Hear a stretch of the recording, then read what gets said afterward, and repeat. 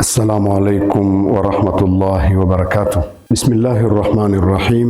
الحمد لله رب العالمين، والصلاة والسلام على رسول الله نبينا محمد صلى الله عليه وآله وصحبه ومن تبعهم بإحسان إلى يوم الدين. رب اشرح لي صدري ويسر لي أمري واحلل عقدة من لساني يفقه قولي. وبعد. Baada ya kumsifu Allah na kumtakia rehma mtume wetu Muhammad sallallahu alaihi wa alihi wasallam, tunaendelea na mtiririko wa somo letu la kumjua Allah kwa majina yake na sifa zake, na lengo kubwa ni kumwabudu Allah bila ya kumshirikisha. Kote tulikuwa tunapita ni utangulizi huu wa kuwekana sawa, ili tufikie kulianza somo kwamba ndio tunaanza hivi. Msingi mkubwa sana wa dini ni kumjua Allah subhanahu wa ta'ala, na lengo la kumjua ni nini? Kwamba tumwabudu bila ya kumshirikisha. Lengo la sisi kuumbwa ni nini? Ni kwamba tumwabudu Allah. Hilo ametangaza Allah subhanahu wa ta'ala, amelitangaza, a'udhu billahi minash shaitani rajim, wama khalaqtul jinna wal insa illa liya'budun. Anasema Allah, sikuumba majini na wanadamu ila tu waniabudu tu. Kuabudu ni nini? Kuabudu ni utumishi. Sawa, kumtumikia yeye tu. Kumtumikia yeye manake vile anavyotaka yeye, si ndio hivyo? Au unaweza ukatumika vile unavyotaka wewe? Twende pamoja, pole pole, twende taratibu kipengele hiki. Allah ametuumba kwa lengo moja tu, kumwabudu, si ndio? Kumwabudu manake kumtumikia. Utumishi ni vile anavyotaka yeye au tunavyotaka sisi? Tuko vizuri. Huo basi ni msingi mkubwa sana wa dini huo. Na kutumika tulivyoumbwa sisi wanadamu tulivyo, tuna ufedhuli fulani kutumika. Kwa nini nitumike? Kwa nini unitume? Si ndio hivyo? Tunapenda uhuru, tumeumbwa tuko hivyo, nature yetu, kila mtu awe huru. Sasa tuliposema kumjua Allah ni msingi mkubwa wa dini, kwa sababu tulivyoumbwa huwa tunataka kuwa huru, si ndio hivyo? Kama tunataka kuwa huru, Allah anataka atutume. Kwa bahati mbaya, wengi sasa hivi wakaziangalia amri za Allah bila ya kumjua huyo aliyetoa amri. Na hapa pana makosa kidogo. Usipomjua anayetoa amri ni nani, ule ufedhuli unakuja, niamrisha nani? Lakini ukimjua anayetoa amri, huwa kuna mambo mawili yanajitokeza. Utamtumikia ima kwa sababu unampenda huyo aliyekupa amri, unamheshimu, si ndio? Kuna ukubwa fulani umeujua kwake, utamtumikia kwa hizo sifa. Au unamuogopa kwa nguvu alizonazo, anaweza akanifanya jambo, si ndio hivyo? Haya mambo mawili lazima yawepo ukishapewa amri. Ukimjua yule aliyekupa amri, utamtumikia ima mapenzi, umempenda. Mtu unempenda akikutuma utamtumikia tu kwa sababu unampenda. Unampa heshima, unamheshimu, si ndio hivyo? Kwa sababu heshima, akinituma mimi namtumikia, si ndio hivyo? Umempa heshima fulani kwako, kwenye akili yako ana heshima. Nampenda au namheshimu sana. Au ya pili, namuogopa. Sasa Allah alijitangaza ili anapotoa amri tuwe tunamjua. Manake usipomjua yule aliyekupa amri unaweza ukazikwepa. Bwana tumatuma nini bwana? Ukipata fursa ya kukwepa unakwepa tu, unaacha. Na ndio makosa yanayojitokeza sasa hivi. Ukaona watu wameweza katika Ramadhani kwa mfano wakawa wazuri sana, inapokaribia kumalizika tu ile Ramadhani anajiandaa kabisa kuwa mbaya. Sio amekuwa mbaya kwa bahati mbaya, anajiandaa. Kuna watu ikikaribia mwisho wa Ramadhani wanajiandaa kabisa, atafute kreti za bia na nini, si ndio hivyo? Anajiandaa kuwa mbaya. Sasa alikuwa anamtumikia nani? Alikuwa anamtumikia asiyemjua. Angekuwa anamjua anayemtumikia, asingejiandaa hivyo. Ingekuwa kukosea kwa kuteleza tu, shetani amekubabaisha au jambo jingine limejitokeza la ubinadamu, mapungufu ya kibinadamu. Lakini mtu anajiandaa kukosea, manake hajamjua anayemtumikia. Hili ni kosa kubwa. Lengo la Allah ni kutuumba ni kuwa tumwabudu, na kumwabudu kwenyewe manake ni utumishi, na utumishi anataka tumtumikie yeye peke yake. Hiyo ndio unasikia tauhidi, tauhidi, tauhidi, ukaambiwa ni msingi wa dini. Tauhidi ndio inaomuongoza mtu katika utumishi, kwa sababu Allah anataka umtumikie peke yake. Dhambi kubwa kabisa katika dunia ni shirki, si ndio hivyo? Yaani unaweza ukatumika ukaonekana unatumika sana, unamwabudu Allah sana, lakini unamwabudu pamoja na wengine. Hataki Allah hivyo. Dhambi kubwa ni shirki, ushirikina, na kinyume cha shirki ni tauhidi, manake kumpwekesha Allah kwenye huo utumishi na mtumikia yeye peke yake. Sipendi kwenda na mistari sana ili usije ukalikosa somo, sawa? Siendi na mistari na kwenda na lugha yetu moja kwa moja. Umwabudu peke yake, ndio maana tauhidi, manake umtumikie peke yake katika amri zake anazokupa zote, utumike kumtumikia yeye tu. Ukitumika kumtumikia yeye na mwingine hataki Allah. Kwa hiyo hapo si umeona kama kumjua Allah kuna umuhimu? Kumjua Allah kuna umuhimu, na Allah kwa kuwa alijua kuna umuhimu mkubwa, ndio maana alijitangaza. Kwa nini amejitangaza? Ili umjue. Amejitangaza kabisa. Kwa hiyo kipengele hicho kishaeleweka. Amejitangaza Allah ili tumjue, kwa sababu kumjua kuna umuhimu tuweze kumtumikia. Sasa hapa mimi ndio huwa napiga mfano, kila nikizungumza kipengele hiki napiga mfano. Kama angekuja kijana mdogo mdogo hapa akashika fimbo akatutisha humu ndani, tokeni tokeni, tukimwangalia miaka 7, 8 mpaka 10 anatutisha, tunaweza tukatoka? Tutacheka tu.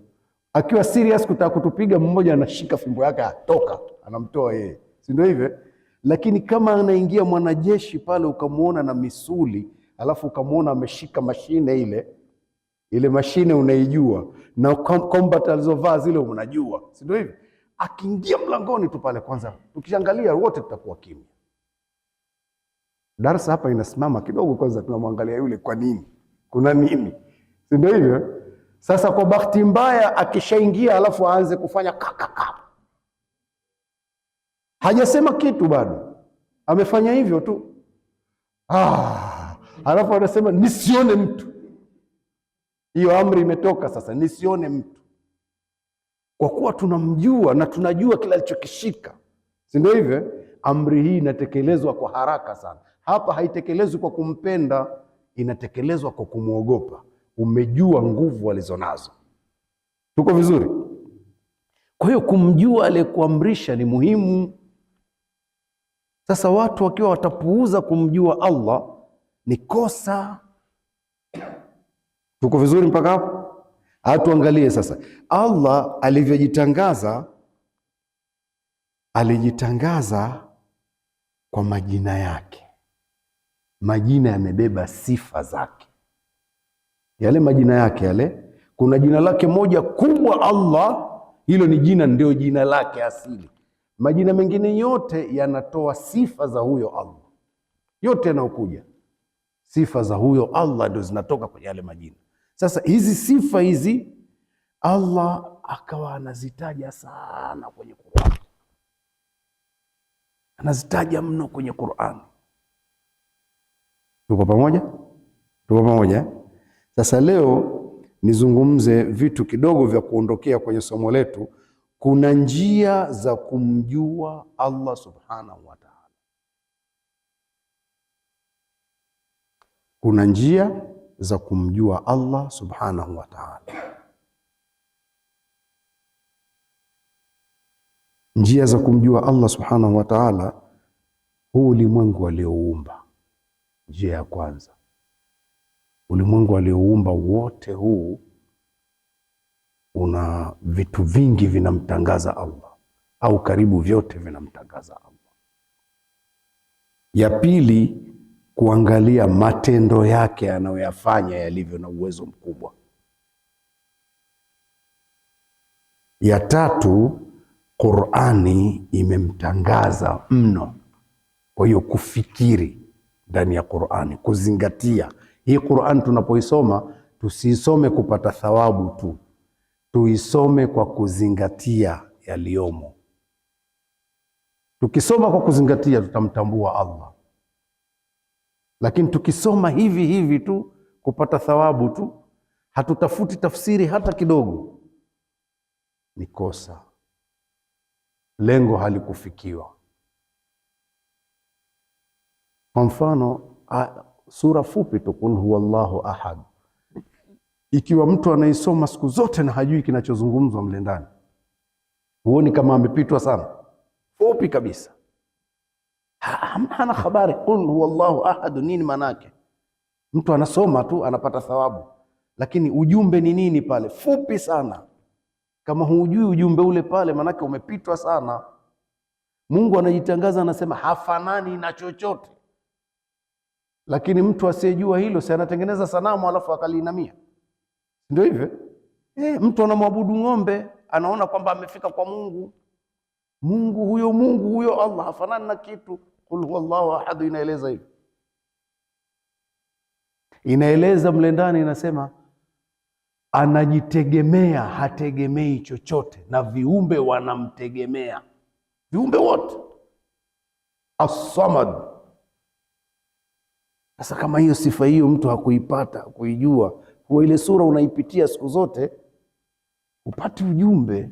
Kwa hiyo nasema ulimwengu unamtangaza Allah, ni moja ya njia za kumjua. Kuangalia matendo anayoyafanya, zile nguvu zake na rehema zake, inamtangaza Allah. Kuizingatia Qur'ani tunapoisoma. Tuko pamoja mpaka hapo? Sasa leo tuisome aya moja ambayo inazungumzia ulimwengu, uone ndani yake inazungumza ulimwengu, ayatil kauniya za ulimwengu, Mungu alivyoumba mambo yake yalivyo, anajitangaza manake. Sasa a'udhu billahi minash shaitani rajim, surati Ali Imran, kuanzia aya 190 mpaka 91. Inna fi khalqi samawati wal ard wa ikhtilafi al-layli wan nahar la ayatin liulil albab, kwa hakika kwenye kuumbwa mbingu na ardhi, lile umbile lake mbingu na ardhi, umbile lake lilivyo mbingu na ardhi. Mbingu tunaona tu kitu fulani juu, tunasema ile blue sky tunaiona ile, ndo tunasema mbingu. Lakini kila mmoja kwa kiwango cha elimu alionayo, hata yule ambaye hajakuwa na elimu ya mambo ya anga sana, akiangalia tu kulivyo juu, halafu akaangalia na ardhi alionayo, basi elimu anapata tu, kuna kitu hapa, kuna uwezo mkubwa, si ndio? Allah akasema umbile hilo, kuumbwa mbingu na kuumbwa ardhi, na kutofautiana, wa ikhtilafi al-laili wan nahar, na ile tofauti inayopatikana ya mchana na usiku, kuwa hivi vitu vina tofautiana, mara kwa mara inakuja hii, mara inakuja hii, si ndio? Hizi tofauti zinazokuja, ikawa mara kuna mwanga wa mchana, mara kuna giza la usiku, si ndio hivyo? Akasema la ayatin, kuna dalili za wazi kuonyesha yuko anayesimamia, si bure. iko dalili inayoonyesha yuko anayeendesha, mudabbir yupo. Lakini hizo zitapatikana kwa watu wenye kutumia akili. Uone hapo sasa panahitaji mazingatio, ndio ulimwengu umeshazungumzwa hivyo. Ukisoma ukao kupata kitu chochote hapa ndani, manake inakwambia ufikiri. Hapo panahitajika kufikiri kila wakati, ndio unamtafuta Allah, kufikiri hapo. Tuko pamoja? Unafikiri nini? Hayo yaliyomo katika ulimwengu. Ukiangalia hivyo bwana, manake maisha yako ya kila siku yatakufanya ufikiri, huyu aliyefanya hivi, ndio hivyo, huyu aliyefanya kitu hiki na hiki, koje, ana nguvu kiasi gani? Kwani imekuwaje huu mchana na usiku? Kwa kiwango cha elimu alionayo mtu, kama elimu haikumfikia kumjua Mungu, haikumfikisha huko, maana kama hiyo elimu kazi bure. Na Mungu alizungumza watakaomuogopa Allah sana ni kina nani? Innama yakhsha Allah min ibadihi alulama, wale waliosoma wakamjua Allah. Sio kusoma tu wakajua vitu tu, kujua vitu vya Allah bila kufikisha kumjua yeye. Kujua vitu vya Allah vitakusaidia kuiendesha dunia. Sasa umevisoma vitu vya Allah ndani, ukavichambua, ukavijua vizuri sana, vinakusaidia kuiendesha dunia. Lakini vikikufikisha imekuwaje ukamjua yeye, utamuogopa. Maanake vimemfikisha mtu akajua, hii dunia tunayokaa inazunguka hii. Ikizunguka ndio ikizunguka ikaleta usiku na mchana. Haikutulia kumbe. Wewe huendi huko kwamba haikutulia tu, unakwenda na si tuko juu.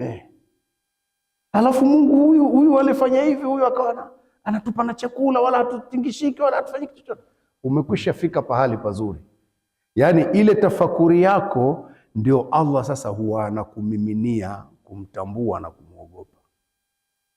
Lakini kama hutafakari kuwa yuko anayesimamia, wewe unatafakari kile ulichonacho tu. Hii ni sawa sana kuwa umeinunua gari moja nzuri sana, ukaikuta kila kitu automatic, kila kitu kizuri kinafanya computerized, kila kitu ukaisifia ile, lakini humsifii mwenye kuitengeneza. Si ndio hivyo? Hii bomba sana hii, manake huyo aliyetengeneza basi manake ana maarifa sana. Si ndio hivyo? Sasa wewe umeviona vitu ukavisifia vitu mpaka ukamsahau yule. Allah akazungumza kwamba watakaomuogopa sana ni wale waliosoma, kwa maana ya kusoma wakajua, wakamjua huyo aliyefanya hivi vitu. Tuko pamoja? Aya ikazungumza kina nani hao watakaotumia akili? Alladhina yadhkuruna Allah, ni wale ambao sasa watakuwa wanamkumbuka Allah na kumtaja aliyefanya mambo haya. Subhanallah, ni mjuzi sana. Na kwa nini amefanya vyote? Vina faida fulani fulani fulani, tena kwetu. Kama kitu hiki kimetengenezwa kwa faida yangu, basi huwa ananipenda. Si ndio hivyo? Umeanza kumjua. Kama ananipenda akiniamrisha, kwa nini mimi nisimtii? Inakupelekea mpaka unakuwa mtiifu kwa kumpenda. Alladhina yadhkuruna Allah, ni wale wanaomkumbuka Allah qiyama, wakiwa wamesimama, wa qu'udan, wakiwa wamekaa, wanamkumbuka Allah katika hali zao zote.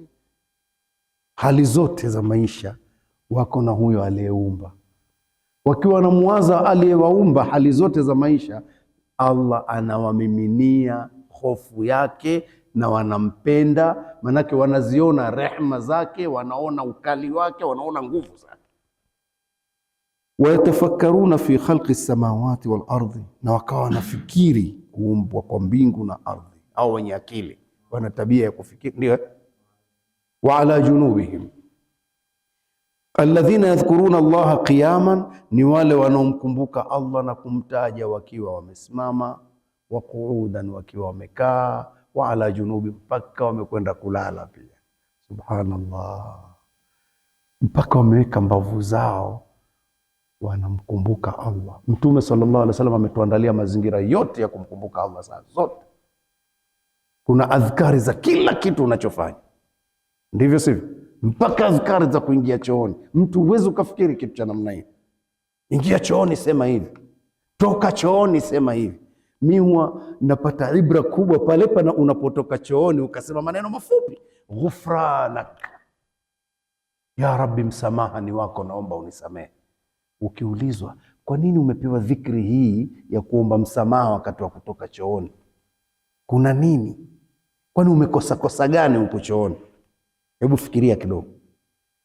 Fupi sana, dhikri fupi sana, unatoka unasema ghufranaka ya Rabbi, ndio ya Rabbi nisamehe. Nisamehe, nimekosa nini chooni? Hapana, sio umekosa nini chooni. Manake ya Rabbi, mimi nina mapungufu makubwa mno, na huku kwenda chooni kunanikumbusha mapungufu yangu. Lau kama usingenipa haja hii nilipoingia huku, ningekuwaje? Na kushukuru kwa kunipa haja hii, na ninakuomba msamaha kwa mapungufu yangu mengine yote. Kumbe mimi nina mambo mengi ninayopata kutoka kwako. Umeona ilivyokaa? Ya Rabbi, kabla ya kuingia chooni nilikuwa nikoje, na sasa hivi nikoje? Neema yako hii, kumbe kuna neema nyingi mimi sishukuru. Ghufranaka ya Rabbi, nisamehe. Hebu niambie, dhikri hiyo kama unaitoa huku unajua unachokisema, Mungu anasema la in shakartum, manake umemwomba Mungu akuzidishie neema. Kama umenipa neema ya siha, mmeingia chooni sikuhitaji dawa, manake ya Rabbi nidumishie neema hizi, uniongezee. Kuna wengine hawendi chooni bila dawa, ndivyo sivyo? Mimi nakwenda alhamdulillah. Ghufranaka ya Rabbi, nisamehe kwa mapungufu yangu na kusahau sana kumbe. Kwa hiyo mpaka mtu anakwenda kulala anamkumbuka Allah, amepewa dhikri ya kwenda kulala, bismika Allahumma amutu wa ahya, ya Rabbi, kwa jina lako sasa hivi mimi nitakufa, na kwa jina lako ndio nitaweza kuamka tena. Subhanallah. In amsakta nafsi farhamha, kama nafsi yangu utaikamata huku nife moja kwa moja, nihurumie. Wa in arsaltaha, ukiachia kuamka, fahfadhha ya Rabbi, ihifadhi, ilinde huku nikitembea, bima tahfadhu bi ibadaka salihin, kwa namna ile unaowalinda waja wako wema. Unaionaje dhikri hiyo ya kwenda kulala? Wanamkumbuka Allah wakiwa wamesimama, wakiwa wamekaa, wakiwa wamekwenda kulala, pia wamkumbuka Allah na kumtaja. Hao ndio wanaotumia akili katika maisha haya. Ukiwa unaishi katika mtindo wa kumtambua Allah namna hii alivyojitangaza, basi Allah hukumiminia, hukupa zile fadhila za kumjua sasa vizuri. Manake kila pahali utamuona Allah, unamchunga mipaka yake, utamwabudu kwa kumpenda, utamwabudu kwa kumheshimu, utamwabudu kwa kumwogopa. Utamheshimu, ya Rabbi, unanifanyia makubwa namna hii, yani nakuasi wazi wazi, tena najiandaa kuasi. Ramadhani imekwisha, najiandaa kuasi maksudi. Huwezi hivyo. Maasi yatatokeza kwa kuzidiwa tu, lakini sio kwa kujiandaa. Unaeleweka kipengele hicho? Yani kukosea ndio ubinadamu, upo, ni ubinadamu kukosea, lakini sio kwa kujiandaa. Watu wanajiandaa manake hawajamjua. Unajiandaa kweli makosa? Wewe ungekuwa umewekewa kamera halafu unafanya makosa ya maandalizi makusudi na unajua pana kamera, unaweza kufanya hivyo? Uwezi. Manake unajua nitajulikana, si ndio? Sasa kama unajua kweli Allah anakukagua kila unachofanya, unaijua sifa hiyo, uwezi ukaasi kwa maandalizi. Kuasi kutakuwa kwa kukosea, kwa kujisahau. Kwa hiyo aya hii inatuzindua ulimwengu, halafu ikatufikisha pahali watu wakafikiri, wakamjua Allah mpaka wakasema maneno haya, rabbana ma khalaqta hadha batila. Bwana wetu, hivi vitu vinavyotembea namna hii ulivyoviumba, vinavyoonekana hivi, hukuviumba bure bure. Kuna mambo unayoyataka kwetu lazima tuyafanye. Ya Rabbi, kwa mapungufu yetu, faqina adhaban nar, tukinge adhabu ya moto. Hatuna ujanja, tunakuomba utukinge. Hiyo ilikuwa ni moja katika njia zile za kuweza kupata elimu ya kumjua Allah, kufikiri ulimwengu ulivyo, ukauangalia ulimwengu ulivyoumbwa, ukiwa utautazama kwa kina, ukawa una matumizi mazuri ya kufikiri, utamjua yuko Muumba, na utaziona sifa zake katika huu ulimwengu. Za ukarimu zipo, za elimu kubwa zipo, za ukaguzi na kuendeshaji zipo, na za nguvu pia zipo. Za nguvu pia zipo. Kuna siku Mungu huteremsha nzige tu. Wametoka wapi? Je, siku zote wako hapa katika dunia au hawapo? Kwa nini leo wamekuja kwenu? Si ndio hivyo? Kwa nini kwenu leo? Kumbe wakipita pahali wanakula kila kitu mara moja. Mbona siku zote hawapo? Hatuwaoni. Leo kwa nini? Si utaziona sifa za Mungu.